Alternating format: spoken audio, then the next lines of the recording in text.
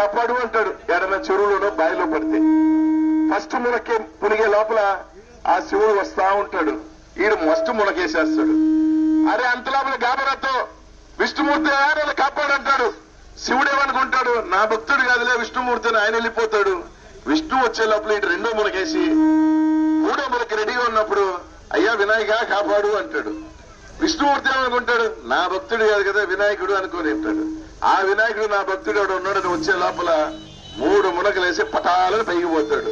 ఈ రోజు మనం ఆ కూటమికి ఓట్లు వేస్తే చంద్రబాబుకి వెయ్యాలా, పవన్ కళ్యాణ్కి వెయ్యాలా, లేకపోతే నరేంద్ర మోడీకి వెయ్యాలని చెప్పి మనం మునిగిపోకుండా ఎక్కడికి వేద్దాం,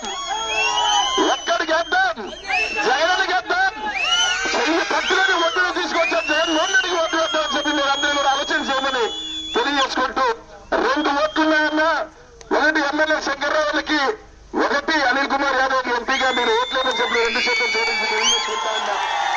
ఒక చేయుత లాంటి కార్యక్రమాన్ని ఏమన్నా ఆలోచన చేశాడని అడుగుతా ఉన్నా. ఒక ఆసరా చేశాడా, ఏ కార్యక్రమం చేశాడని ఈ రోజు చంద్రబాబు నాయుడు గారికి ఓటేయాలని అడుగుతా ఉన్నా.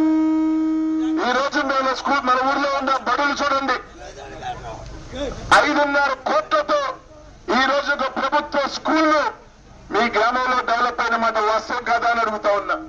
2014-19లో మీ బిడ్డలు ఆ స్కూళ్లలో ఎలా చదువుతా ఉన్నారు? ఈ రోజు ఆ స్కూళ్లలో తలెత్తుకొని యూనిఫామ్ తో మొత్తం బ్యాగ్ దగ్గర నుంచి బెంచీల దగ్గర నుంచి డిజిటల్ టీవీలతో ఈ రోజు మన పిల్లలు చదువుతున్న మాట వాస్తవం కాదని అడుగుతా ఉన్నా. ఈ రోజు ఎవరన్నా ఒకటే మాట అడుగుతా ఉన్నాడు, నేను మంచి చేసి ఉంటే, నా వల్ల ఏమన్నా మంచి జరుగుంటే నాకు సహాయం చేయండి అని అడుగుతా ఉన్నాడు.